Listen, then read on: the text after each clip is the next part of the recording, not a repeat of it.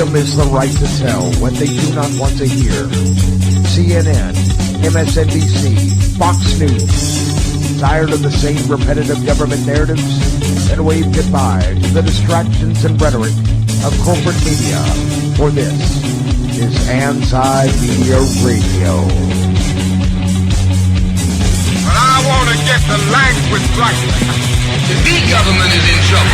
You're all a bunch of slaves!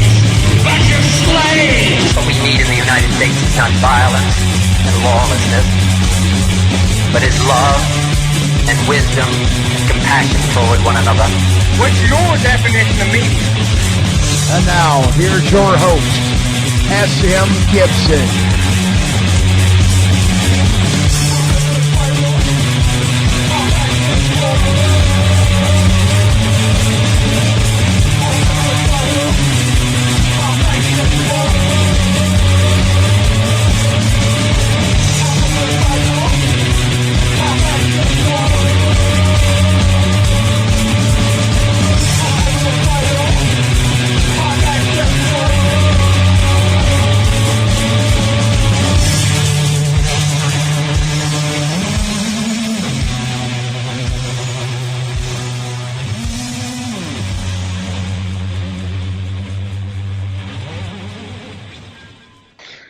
Welcome to another episode of Anti-Media Radio. This is your host, S.M. Gibson. It is September the 27th, 2016. 43 days until the election. Last night was what everybody has been waiting for. WrestleMania 1, I guess itself, the first of the three presidential debates. I don't even know what to say. I don't know how anybody could walk away from watching that and feel confident about what's in front of us as a nation right now. Unfortunately, we don't get to these, we don't get ourselves in these scenarios, these predicaments overnight.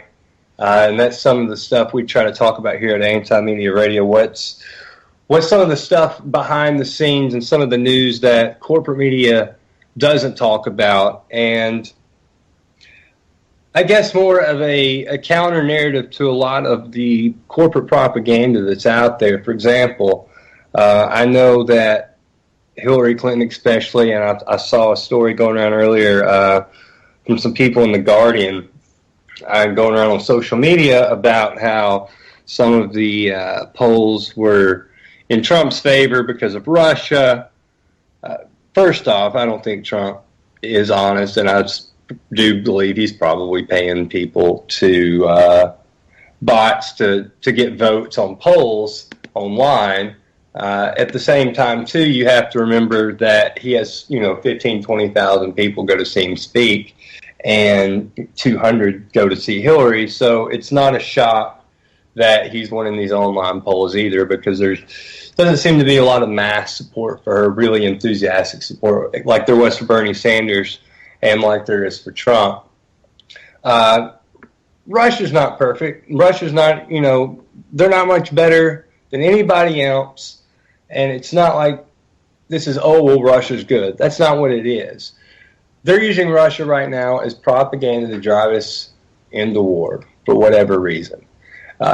You hear from the neocons, from people like Bill Kristol, the Project for a New American Century, and you're even Hillary do it last night. There's absolutely no reason for us to be in a war with Russia. I don't know if you saw the exchange from a congressional hearing about why we can't have a no-fly zone in Syria.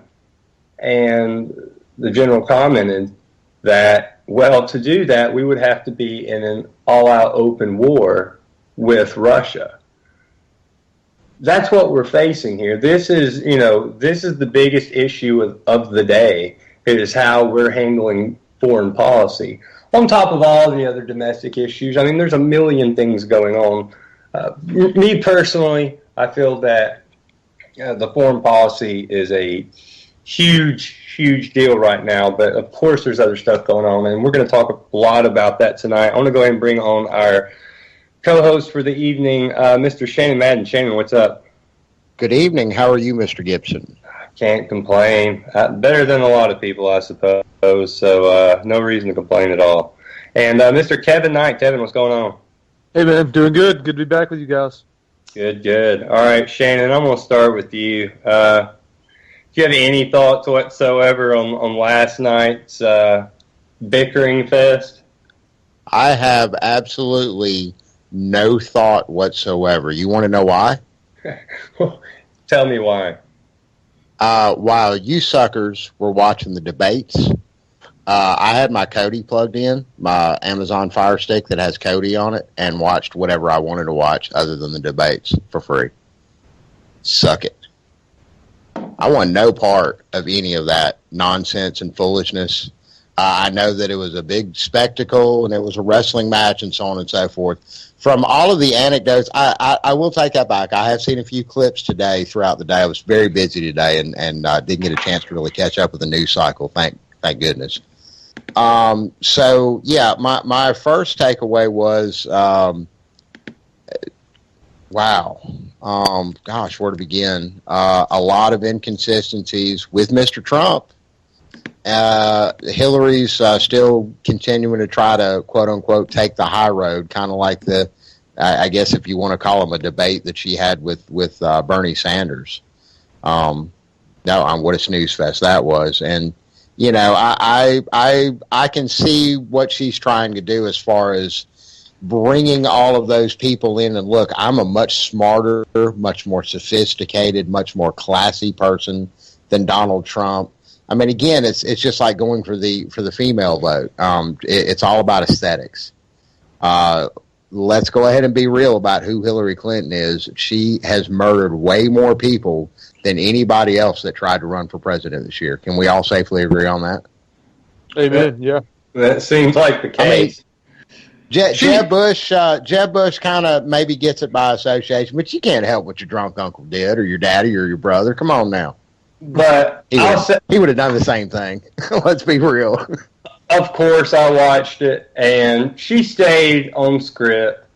She, seems like she hit all her marks and said it when she was supposed to say it. I mean, to me, she seemed like a robot. She was in and out of coherence. Sometimes she looked like she was pretty jazzed up and the medicine was kicking in. And other times she looked like she didn't really know where she was. Overall, though, Trump did a bad job, I think. He did all right at the beginning of it, but, whatever. He's lying, she's lying. It's all, when we say good job and bad job, it's, who did the best with the theater, who was the most entertaining. You expect him to be the most entertaining, but he got called out on so much stuff and caught in lies. He did, and even lies that he told a few minutes previous. I mean, I'll tell you my favorite though, it was pretty amazing, was she said that the reason you haven't released your tax returns is because you don't pay federal income tax. Instead of denying this, Donald Trump's response is, that's because I'm smart. So well, now, hey, you can say what you want to. That's pretty good. But basically, he admitted that he doesn't pay federal income taxes. And then later she tried to come back with a line about how they were wasting all the money in Washington and were in debt. And she said something to the fact, well, if you would have paid your federal income taxes, maybe we'd have money to do all this stuff, Donald. And he goes, well, you would have squandered it, too. Well, I think it does need to be said that when he talks about, and actually he did come back. I watched a clip. I watched two friends that are on opposite sides of the proverbial fence there, and they were going back and forth about that claim. And one of them actually posted a video of Donald being asked immediately following debates about that, and he said he never said that. He said he never said that. But whether or not he never said that, I think is a little bit beside the point. I think it is worth mentioning that when he mentions about the income tax, it's kind of like what's his name that runs Yorkshire and Hathaway, the big investor, Warren Buffett. Warren Buffett. I forget what it is. Yeah. He talks about his lady, his secretary, and the income tax he supposedly paid. Well, there's a big difference when you're on that kind of level. You're paying taxes, but it's capital gains taxes. So you're not filing a traditional federal income tax. When you file that form, you're not putting income tax here. You're having this stuff filed in ways that most people are not familiar with. And so I think he was right, but there's it just goes to show how loaded a question can be, and the various and who's going to take it which way, and how is it going to be perceived. But I just think it's funny that he would flip flop literally right after that, along with the China, of course, the global warming being man-made by China. The tweet is right still up. After that. I know, I saw it. It's still up, saying that climate change is a hoax. Meanwhile, on stage last night, he's like, "I've never said that. I don't know what you're talking about." No, it actually goes a step further. He actually says, what he was talking about in saying, "I don't know what you're talking about," is not the fact that he denied that climate change was a hoax. It was that he actually claimed that China started the climate change hoax. That was actually what he was talking about when he said, "No, I didn't say that." But he actually did tweet that back in 2012, and that's why a lot of people, he's hoping people's memories are short, which a lot of times they are, but his tweet was... Oh, they are. Yeah, I mean, little, tiny little inconsistencies like that are going to be quickly forgotten by the time that we have our next debate. Right. And going back to the income tax thing, though, let's be honest, guys. Do you think that Trump is really smart enough to sit down, wade through all of the tax code, and figure out exactly how he can maneuver it so he pays no money? Come on, man. He's got an army of accountants and lawyers and financial advisors and people at his beck and call that handle all that small little detail for him. Of course. Do you really think that Donald Trump is sweating during tax time? No, he's got some people to take care of that. He's too busy flying around the world, keeping it real, or whatever his perception of real is. Well, yeah, he is what he is. But this brought up another question today, too, about Hillary Clinton. Think about how rich the Clintons are. How many hundreds of millions of dollars they're worth. I don't know exactly because I know the reports differ. But at least with idiot Trump, you know where he got his money from, to a degree. The Clintons have been lifelong government employees, and they're worth hundreds of millions of dollars. Where did that money come from? I mean, nobody presses her. They didn't press her on the emails, but I'll say to her credit, she answered the question in 2 lines, and that was the end of it. Whereas everything that was said to Trump, he would sit there and harp on it for 15 minutes. I think he was waiting on it seems like he was waiting on the crowd to react. And that's when the crowd didn't have a overwhelming, a clap or a pause, something he's not necessarily in the Republican debate. He got a lot of claps. He didn't go in. I think he went into it expecting to be the hero, and automatically had everybody rooting for him. And that's when I saw that he kept rambling on, is when he kept waiting for the crowd to respond, and everybody would just kind of was like, "Hey, dude, you're full of it." And and I think Hillary did a fantastic. I have to give it to her. I think she let Trump hang himself. I think so, and I think too one of the things is because it sounds like hyperbole, but it's what I really believe. I really think Trump's running his campaign like he's in the WWE. And funnily enough, Linda McMahon was seen at Trump Tower yesterday morning going to visit him, Vince McMahon's wife. But consultation, maybe. Yeah. So, but anyway, I think because of that, he feeds off the crowd and the energy of the crowd and the audience. He didn't have that, and he fell apart. She's a robot and doesn't need it. So yeah. I think that, that hurt him. I think you look for audience engagement. and it wasn't there. But again, it's we're it's wrestling because that's pretty much what it is. He does feed off a crowd, and Kevin pointed that out brilliantly. He is given, especially when he gets a smattering of applause, he just digs in even further.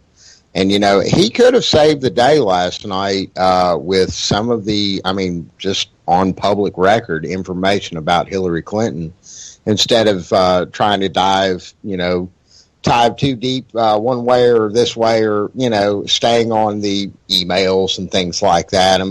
There's so many more things. You can sit and talk for 20 minutes about the Clinton Foundation and absolutely ruin her. Oh, you could do it. If you had that kind of audience and, he didn't really go for it. So I don't know, maybe he was dissuaded from doing that before he got on and it threw him off. We made his comment about how he was going to, when she called him out for being sexist, he was going to go in about Bill being a rapist, and at the time said, well, I'm not going to do that because there's family here, I'm going to be respectful. But after the fact, he said he didn't say it because Chelsea was in the audience. That was his reason. I'm sure he really cares about Chelsea Clinton's feelings. Well, his daughter is friends, so close with Chelsea, so Oh yeah, and we know how Trump feels about his daughter. So right, closer than most probably. But man, what you think? Any Trump? Were there that many Trump supporters that really were happy with this performance? I think either way, he was kind of setting himself up for failure if he went into it. I'm sure your absolute lowest IQ of the low, your Confederate flag wavers are still saying, yeah, he really socked it to her. But no, the general consensus, both among Trump supporters, Hillary supporters, and just casual observers, is that Hillary gets a nod on this one. She wins by decision. It doesn't matter because at the end of the day, we all lose. We all lose. There was a winner on that stage last night, but the losers were all sitting in the crowd and watching the TV. That's why I watched Cody last night, Dave. Because that's it. Those are one of the two you're going to get, so it seems. But anyway, I'm going to move on from this. Tomorrow, big news. Will they do it? Senate's going to try to overturn Obama's veto on the bill to sue Saudi Arabia. JASTA, for those who don't know, it's the Justice Against Sponsors of Terrorism Act. But basically what it means is that families of 9/11, of the victims, are going to be able to sue Saudi Arabia in American courts because there's a lot of evidence that suggests, as we all know, Saudi Arabia's involvement in 9/11. And we had last night a presidential candidate received 20% of their funding from Saudi Arabia. On the other side with the Republicans, one of the second biggest stockholder at Fox is a Saudi royal. We just got through approving the sale of over $1 billion in weapons to Saudi Arabia, not to mention all the other aid and weapons we've sold them. Really, of the past 16 years, 16 years has been really bad the way we've buddied up to them. And we're going to say it's okay to sue them because they were involved in 9/11. Think about the implications of that. We have blown up the entire Middle East. We're dealing with this refugee problem. We're dealing with the Syria problem, the Russia problem. That all ties into Syria right now with Iran. They go on about you made payments to Iran. We've talked crap about every country there. We've tried to blow every country up or at least threaten to blow them up, all except for a handful.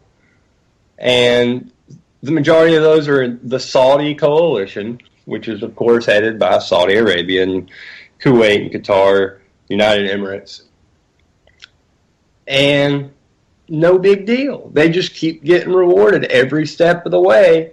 And nobody acts like there's a huge, huge problem with that. We have now Well, Congress admitting to their involvement in 9/11, and yet they just still keep getting rewarded. Yeah, Chuck Schumer actually was a very large part of this. He basically just put it in a whole new section of the original bill, the lawsuit bill, and it gives the Justice and State Departments the power to stay court action indefinitely.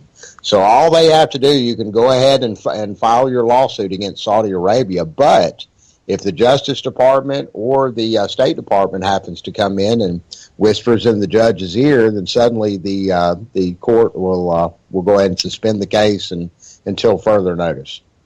Surprise, surprise. They left a back door in.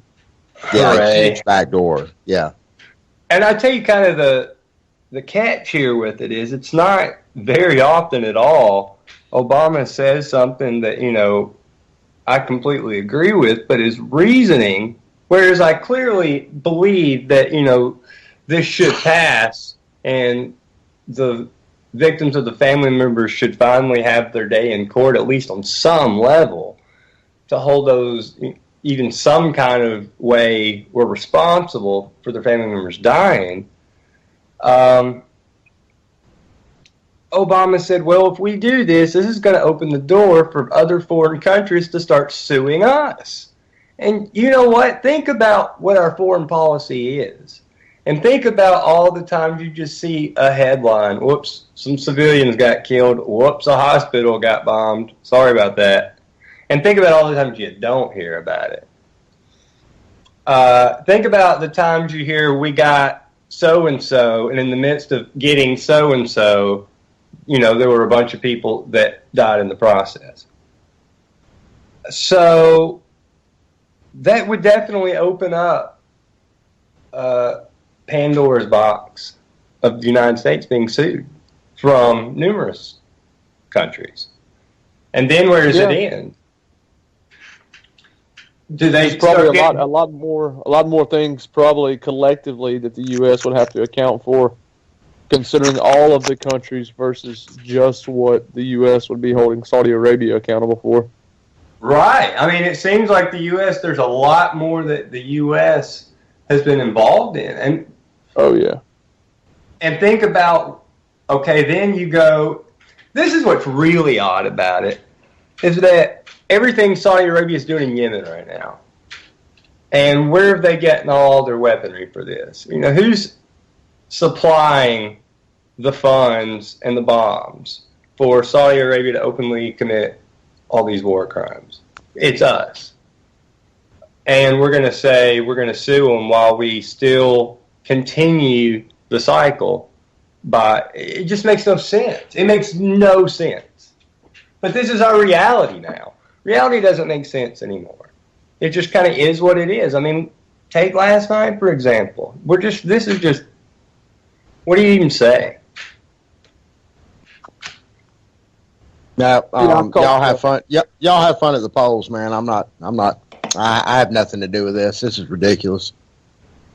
Cody Yeah. out. Even my TV is anarchist, man. Come on. I can testify. I saw it. It's pretty groovy. It's amazing. I told we three that live here in Alabama, we often hear about how conservative Sessions and Shelby are supposed to be. Richard Shelby and Jeff Sessions, the bane of Alabama conservatism. So it really struck a chord in me struck a nerve when I heard they were passing and going right along with this deal to provide all those tanks and weapons to Saudi Arabia. So I did put a call into my local representative. It took him a day to get back to me. And as you can imagine, I did not mention, I failed to mention the connection to 9/11, but the young lady that called me back, I was actually surprised, called back from Sessions' office, and she actually mentioned that basically what Sessions' whole angle was that she understood that people were upset about his conservative bona fides, but that he was basically going at it like he thought that Saudi Arabia was somehow going to battle and keep Iran and be basically a hedge against them. But he actually, recognized and admitted that he through her, of course, that about the ties to 9/11 that Saudi Arabia has. And so I thought that was interesting that him, of all people, are conceding that, yeah, there looks to be some ties, but yet I still went ahead and voted to give weapons. And I'm sure he thought most people are not familiar with Yemen at all.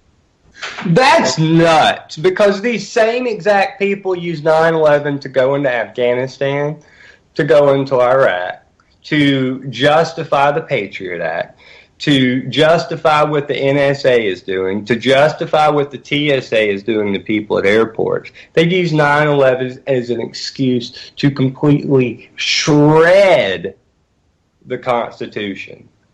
And yet, they finally get somebody that's actually involved, and they're like, nah, never mind. It's all right.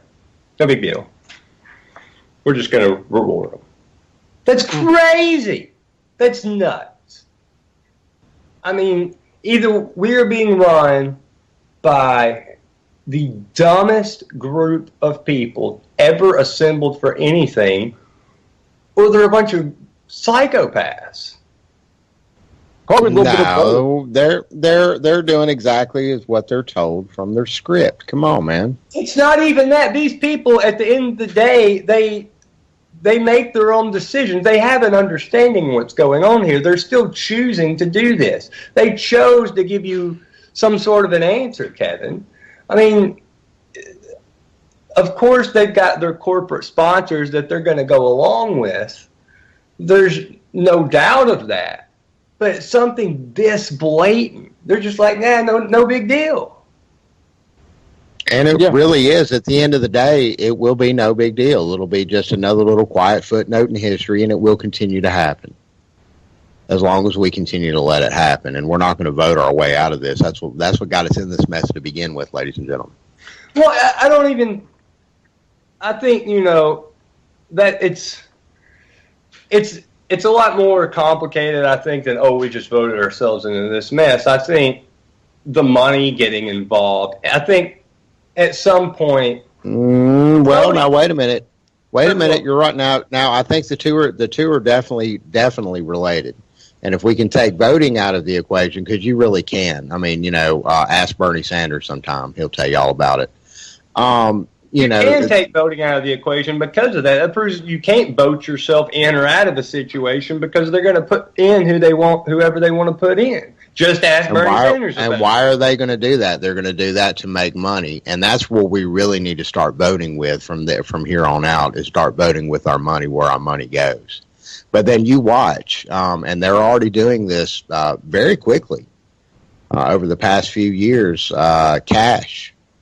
You're going to start seeing a lot less cash, and they're doing everything they can. The central banking system is to phase cash out altogether. Oh yeah, they're already and they're doing that. And again, in the name of terror, in the name of the black market, so on and so forth. We need to get rid of all this dirty, nasty money, and then everything's got to be put on a card and on a chip, and so on and so forth. And that way, when you start acting up, they can just go ahead and deactivate that chip, and guess what? You're broke. And they've actually outlawed cash already and put a date on it to outlaw it, I think, over in Sweden, either Sweden or Norway, one of those countries over there that's kind of seemingly touts their progressive ideologies. That they've actually put a date to completely phase out cash. They'll be one of the first. But, man, it's definitely a brave new world, isn't it? Yeah. Sadly, it seems like it's where we're at. I mean, we're living in just theatrical times here. And along with that, when you look at the value that money has on our life, just on our day-to-day life, somebody that goes from extremely wealthy and not what we consider comfortable, suddenly goes from that to broke because they accidentally make a comment at a bar to a friend of theirs, and a government agent happens to be sitting in the room. Hey, we need to check into so and so. Well, let's just go ahead and freeze his accounts right now, and that way he can stay put, and then we'll just come to him when we feel like it. He can't go out and go get cash in any illegitimate form because it's got to be put on that card. It's got to be put on that chip. Now there will be ways around that, of course, and already we're seeing the cryptocurrencies that we've talked about from time to time. But even then, really, is it going to be able to hold up in this system that they're developing now, this cashless society? Well, I think go ahead, Kevin. Oh, just that I've experienced. I think most people would be appalled at the way the banking system works. Even before it gets to that point, banks are already being told that they need to actually spy on citizens' everyday transactions. Much less, of course, the businesses. When I lost my house in a house fire, I had a real issue with putting all this money that we got from the insurance in the banking system. I didn't want to put the money there, partially because I was worried, how long it's going to sit there, what would happen if God forbid, the system collapsed. But chiefly because I didn't want them being able to make that much more money, to use my money to make that much more fiat currency. It just seemed like something that I didn't have to do. And when I actually tried to go about cashing the check to pull it out, you wouldn't believe how almost impossible it was to do. This was it was six figures, just barely over six figers, which you wouldn't think. Yeah. You can't just walk into the bank and ask for $100,000 anymore. Oh well, no, and I knew that, but I had to give a heads up that excuse me, that I wanted the check to be cashed. But even the denominations that I chose to even want to take out, we were told that that would be what's considered structuring. And it just so happens to be that a lot of businesses are set up that insurance actually covers transactions that they take on the way to the bank at $10,000 or more or less. There's a threshold, and unfortunately, people that try to abide by that actually get set up for structuring. So there's all kind of banking laws that most people don't realize that you're being watched a lot more heavily than what most people would really, I think, care to even know. And now even more than ever, because it used to be a bank would report that you had made a transaction of $10,000 more in cash, whether you brought the money, pulled the money in, or pulled the money out, or whatever the case may be. If you got more than $10,000 in cash, there was a little note that was sent to a man off on a desk somewhere. Now that amount is $5,000, and from what I understand, it's supposed to be decreasing down to $1,000. So if you walk into a bank with more than $1,000 and give it to them and deposit it in your account, there will be a note. Hey, this guy just came in with $1,000 in cash, and it goes in a file somewhere. And you do that too often, I'm sure you'll get a knock on the door. Well, my wife actually worked for a check cashing place when she was going through college, and they actually had to do just that. When somebody came in, I think it was over $1,000 at the time. It may have been $10,000, $9,000, but anything, there's a certain amount that if it hit this much, that she had to actually to call a number. It was a federal government number, if I'm not mistaken. I forget what bureau specifically that it was, but she had to report it if they came in asking any kind of questions, revolving, hey, how much can I send without really raising any flags? Well, guess what? That just raised the flag. So yeah, man, it's amazing how many ways people are out there reporting you and watching your actions. It's a surveillance society in every aspect that it's only going to get worse. Yeah, it feels that way, especially the more technology advances, the less privacy we have in really all aspects of everything we do. Of course, things have gotten surveillance-wise way, way, way, way, way worse under Obama and under W, but I think a lot of that just is the times. And think about when we found out about what the NSA was doing. Until Edward Snowden came out, that was nothing but this huge, grand conspiracy that people would look at you sideways when you said they're recording your phone calls. You're a crazy person. And, now it's just openly discussed like, well, yeah, that's what they do. We make jokes about it. There was some interview with Michelle Obama in one of the night shows. I don't remember which one it was. And they were just openly joking about the NSA spying on everybody and just giggling about it. But, look, I think they would have done that a long time ago if they would have had the technology to do it. They do whatever they can, and who knows how long they've actually been doing it. Speaking of the banking system and banks, I want to go ahead and run down a couple of the top stories here. Y'all feel free to chime in on any of this, but I just kind of want to give a rundown real quick of what we've got on the antimedia.org right now. A great article by our editor-in-chief, who lost last night's presidential debate? America did. We talked about that a little bit at the beginning of the show. Howard Dean stands by his tweet accusing Trump of snorting blow and wants an answer. That was hilarious to me. First off, Howard Dean was a guy that was drunk at the DNC that nobody talked about or mentioned, and he's tweeting out that Trump's doing blow, and then goes on MSNBC earlier today, and he's like, I don't really believe it, but he still needs to answer the question. It's like, this is what just a complete farce this has become. Because what he was, I guess, sniffing during the debate last night. It kind of reminded me of that episode of Seinfeld with the sweater, and Kramer was allergic, and they thought, or the other guy was allergic, they thought he was on blow. Either way. Well, I couldn't help but read the title of that story. Seriously made me laugh. I got such a kick out of that guy, a drunk guy at the. It just seemed so. Just the wording of it just cracked me up. Yeah, Howard Dean of all people is calling Trump out, and it's like now many people even, and I guess maybe it didn't hurt that so many people didn't recognize Howard Dean and when he showed up drunk, but. Yeah, what a hypocrite, huh? And for those who don't remember where Howard Dean first really got his fame was... Yeah! Dave Chappelle made him really famous, even though he was famous before, made a fool of himself for doing it when he was running for president. Anyway, Wells Fargo or the Federal Reserve, who is the bigger fraud? We won't get too deep into this, Kevin, but I think I know what your answer would be if you. Yeah. I currently do not have a Wells Fargo account, so I think I'm good. I did.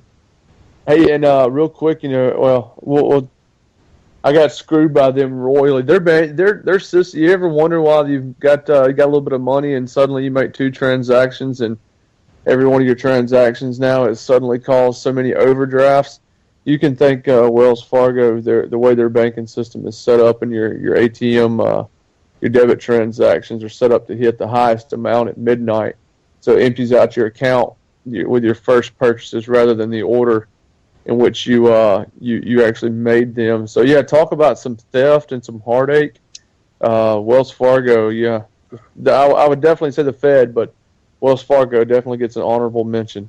I had a Wells Fargo bank account about 10 years ago now, and they were absolutely the worst bank I have ever been with, even thought of it. It was exactly what you were saying, Kevin. They would just take money from your account, just straight up just take it out, and be like, well, that's what we had to do. We were up there, it seemed like twice a month, until finally I was like, this ain't happening anymore.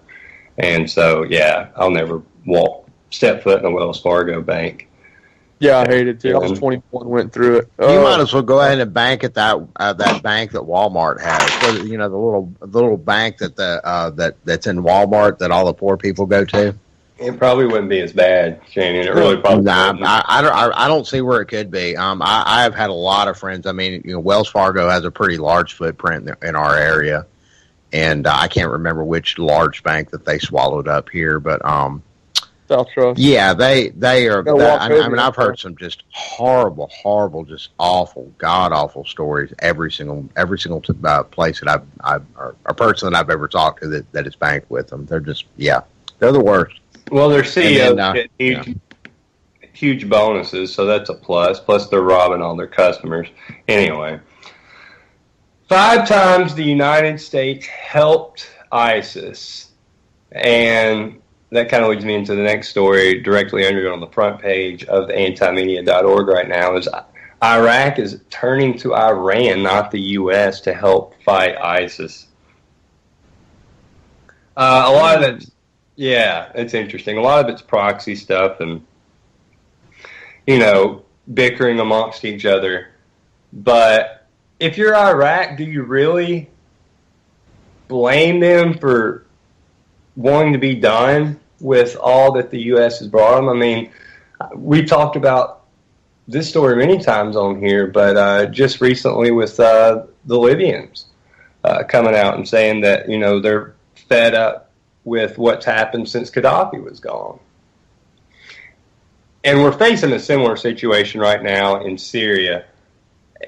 That's just a terrible, terrible, terrible, terrible deal. Another story on the front page right now is dozens of airstrikes pound Aleppo, at least 85 reported killed. And, they're saying that in the city right now that the hospitals are completely overwhelmed. There's few doctors that remain in the city. There's not, a lot of people have left the city. So again, you want to know where the refugees are coming from. Then we have directly under that, Syria says it has recorded audio proof that the U.S. is coordinating militarily with ISIS. Now, of course, you have to remember, just like the U.S. or Iran or anybody, Syria has its own form of propaganda. So is this true? I don't know. They have not released the audio yet. It's supposedly in Syrian intelligence. If they release it, I think that will be huge news. But right now, it's just kind of like, The damage is done. I think you made a great point that both sides, a lot of us want to cheer for Syria because, the U.S. is obviously helping to take down the Syrian regime. And it's not so much that all of us think Assad is any kind of great guy, but we're not supporting ISIS takeover. But yeah, it's a great point you made. Both of them have propaganda arms, and even if they don't release the video, the damage is, look how many people have already heard this around the world and have said, yeah, I'm not surprised. Who is? So yeah, even if they don't release the video, they probably don't even have to at this point. I mean, everybody seems almost common knowledge now. Who would really be surprised at this if they did? Oh, I don't think it really. I think for a lot of people it would be, but I think for those who pay attention every day, I don't think it would be too terribly shocking. And you know what? In a perfect world, Assad wouldn't be in charge in Syria. But this is what people need to remember: is look at Iraq, look at Libya. What's coming after this? What's the end result if and when Assad's gone? Everywhere the U.S. is gone, look, there are so many Americans that look back at Japan and look back at Germany. That's not what this is about. This is about total chaos and destruction. Just look at the situation with ISIS. We're sitting here saying maybe Syria has proof of this, blah, blah, blah. But what we do know is that ISIS runs rampant, and the United States military-industrial complex benefits from that because it gives them justification to stay in the Middle East. Just what Putin did in Syria, as fast as he did it when he first got into Syria, took out more ISIS installments than the United States had in a year. If that's the case, what are we doing over there? If Putin could do all that in whatever it was, a week or whatever, maybe a little bit more time back. But what are we even doing over there? How are we still in Afghanistan? I don't know how many times before, the 2012 election, we're definitely going to be out of Afghanistan. So people aren't even talking about that right now. I remember Joe Biden was talking about it in 2012. We're totally getting out. We're definitely getting out. Don't worry about it. They have zero plans to get out. And at the time, you just kind of laugh and go, yeah, sure, you're never leaving. But here we are 4 years later. They're both leaving office, and we're still entrenched there. And still don't know why. At what point? Okay, forever it was about bin Laden, right? So so they got him, So then now why aren't we still there? Like, they don't even pretend to give excuses now. They just don't even mention it. So there you go. Nobel Peace Prize winner. Been at war longer than any president. And bomb in more history. countries. Warmonger for show. Professional. And, but it's one thing. It's the same over and over and over and over and over. It just definitely doesn't. We know what we're going to get with Hillary. She's way more, I think, of a hawkish mindset than Obama's ever thought of being. And we're talking about Obama dropping all the bombs he's dropped, being at war with all the countries he's been at war with, either discreetly or out in the open.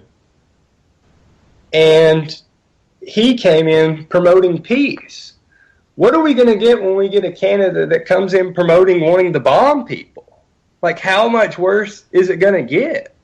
With and let's go ahead and clarify, that's both of the candidates that are running for president right now. Both of them are ready to go to battle somewhere, whether it be down in Mexico to build a wall or whether it be continuing what we have over in the Middle East. There are no plans to change any of that. In fact, both of them kind of want to ramp it up a little bit. Well, I think that's probably more an indication of the whole system as a whole. I think personally, if there's anything that Donald's been serious about, I think it's his opposition to majority of the warfare state. I don't think it's good for business. It's not good for, it's good for your arms dealing and your arms businesses. But I don't think it's not good for the dead. I mean, listen to what all and of course he clarified this, which I hated to hear him backtrack on his dissing of NATO during the speech the other night or right prior to. But I don't think he really wants to go to war with a lot of countries. I don't think it benefits the U.S. I mean, look at the money it would cost. I think that Americans are tired of global war as much as we still keep going. So, I think that's one thing. If we end up with war, I think that's part of the system. But I think that he would probably be reluctant to. I think even Obama would have been and probably was reluctant to go into some of these wars. But that didn't mean he didn't march right in there. That's for sure. As the head of the empire. I want to read a quick couple lines from a story we actually have up on the site from last week. The headline is Pentagon seeks 500 more ground troops in Iraq for the Mosul invasion. So with officials saying that the planned invasion of the city of Mosul could begin as soon as October, the Pentagon is once again requesting more U.S. ground troops to be deployed into the area around the city. The Pentagon has already deployed several hundred troops multiple times in the last 2 months on the same basis. For people that aren't paying attention to it, what they've been doing in Iraq is they're sending a few hundred troops here, they're sending a few hundred troops there, and it's slowly mounting up. First off, we never left Iraq to begin with. We changed the name of soldier to advisor. But the Pentagon right now is seeking another 500 permanent U.S. ground troops in Iraq, which would bring the official figure in the country to 4,900. In practice, the Pentagon already is believed to have in excess of 6,000 troops in Iraq, but labels many of them temporary and doesn't count them despite their deployments not having any specific end date. So there goes another one. Weren't we supposed to be out of Iraq by now? Obama's in the prison for 8 years, and we're still in Afghanistan and Iraq. Wasn't that supposed to be like the thing he did the first week he was there? So I don't know, when Trump says stuff about not being in war, I don't believe it. I don't buy it at all. No, and he has softened his stance a little bit on that since the early Republican debates. If you've noticed, he definitely is. Has taken more of a we're gonna, I'll consult with the generals and consult with so and so, and we'll try to devise a plan. He's definitely taken a step back from that. And I think that was largely due to his handlers pulling him off to the side and telling him what he could say, what he couldn't say, where he can go and where he cannot go in the remaining debates, because the first few debates the Republican debates were just, I mean, they were fireworks left and right. And you had the Ted Cruz, Marco Rubio, they tried to gang up on him a little bit, and he fought both of them ferociously. It was awesome. And then as it kind of progressed on, it seems like even the audience is kind of tired of his shenanigans a little bit. And that kind of was the end result of what we saw the other night when he actually was put in front of an audience that was split down the middle as far as hard right and hard left. And, I don't know. It's going to be curious to see if he doesn't gain momentum as far as the roaring crowds and the hearty applause and laughters and cheers. I don't know that. I don't know how that's going to play out for him. I really don't, because that's more the same. That's fueled him. I mean, that's fueled his campaign up to this point. More the same. You're going to get more of the same out of him, because this guy at one point was calling out Saudi Arabia for 9/11, was calling out, the Federal Reserve, and now, which he did mention the Federal Reserve, does that mean anything? No. But because we're sitting here talking about all the broken promises of politicians, but he's softened on his Saudi stance so much that if he wanted to, he could have pinned her really hard on all the money she's taken from Saudi Arabia and the Clinton Foundation. But he didn't. So, that's what happens. So, he's not even elected yet, and he's backed up immensely on some of the stuff he was saying. So, again, you had a guy that was spouting so much rhetoric about peace, they gave him a Nobel Peace Prize, and look at what we have. So, for me, the people even pretending they want to bomb people, I just don't know where they take it from here, but I know it's not good. I certainly know that all this Russian business is propaganda, everything in the world's Russia's fault.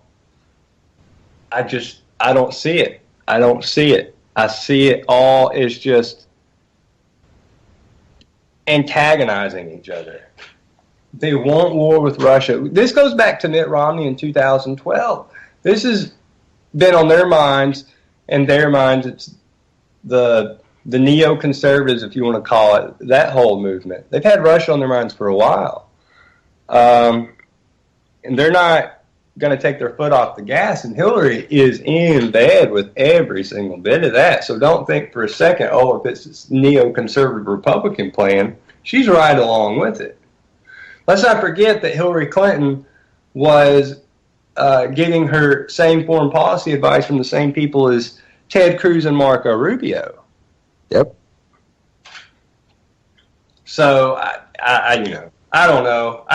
It feels like beating a dead horse. How many times can you call these people a liar? How many times can you say, we're doing this around the world, we're doing that around the world?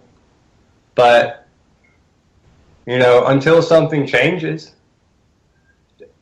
Do either one of y'all see anything changing anytime soon for the better, Kevin? Oh, no, no. No, not a bit. I think it's only a matter of at the speed of how worse it will get. But I'll tell you this, everybody said, a lot of people thought that, if I had a dime for every time somebody said that Obama won't leave office, which of course I know he's not left office yet, and somebody will say, there's still plenty of time. I'm not worried about that. But I know plenty of people didn't expect the U.S. to survive this last 8 years, so I'm not ready to say that the U.S. is going to be dead after 8 more. So I don't think it's that it'll be dead. I just don't know. I understand the pessimism. And look, I'm bad about it. I don't know if it'll be recognizable from today, though. Oh, it's probably not recognizable from 10 years ago. I don't think so. I mean, it's certainly not recognizable from 16 years ago. Yeah. We've only got here just a couple of minutes here left in the show.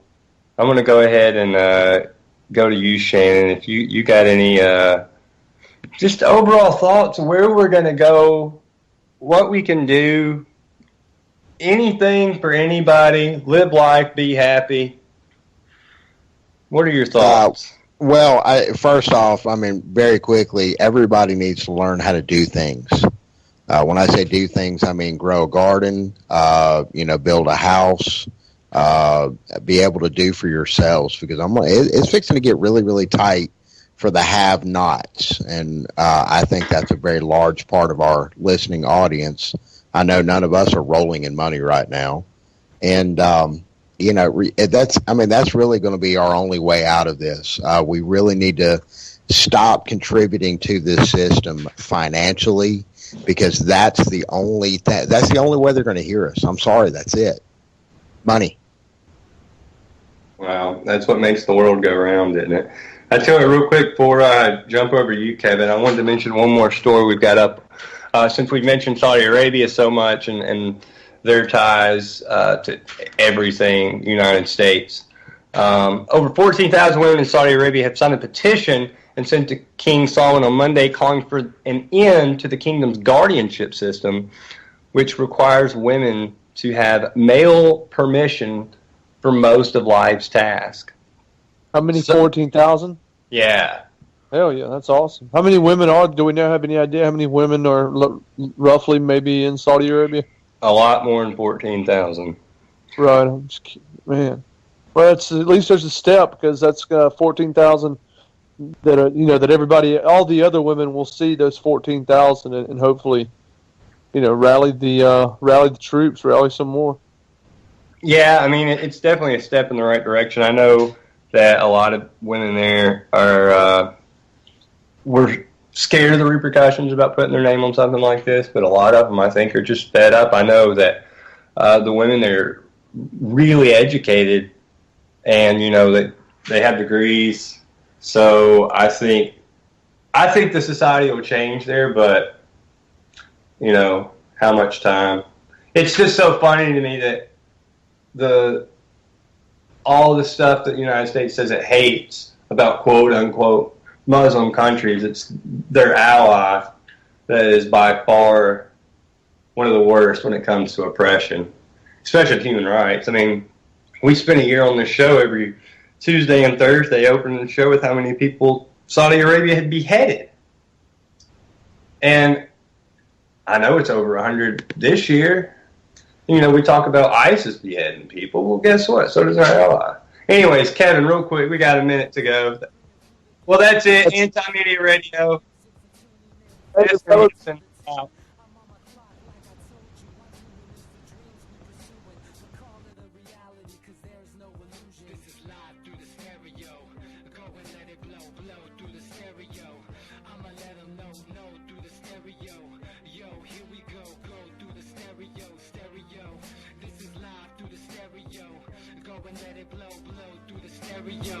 I'ma let them know through the stereo. Yo, here we go through the stereo.